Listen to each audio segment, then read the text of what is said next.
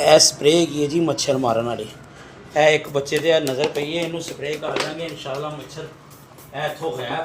थोड़ी जी बारिशां हुई हैं ना, ਉਹਦੀ वजह नाल मच्छर पैदा हो गए। लिया यार इधर लिया, ਇਹ ਸਾਰੀਆਂ दीवारां दे कर देंगे मच्छर साफ। मच्छर वाली कोई कहानी नहीं। फिर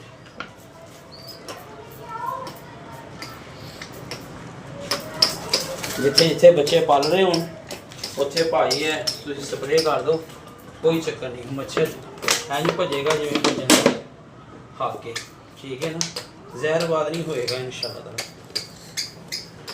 ऐसी इतने अज सारे कर देंगे तो इंशाल्लाह किसी भाई को चाहिए हो तो दसना, ठीक है जी।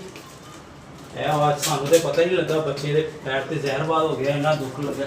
ये दवाई लिखी यार, असी फिर आप दवाई कर गए तो इंशाल्लाह सुबह तक सारा मच्छर मुच्छर थोड़ा पा रहे, कोई चक्कर नहीं। मच्छर वाला नाम ही नहीं पा कर देगा।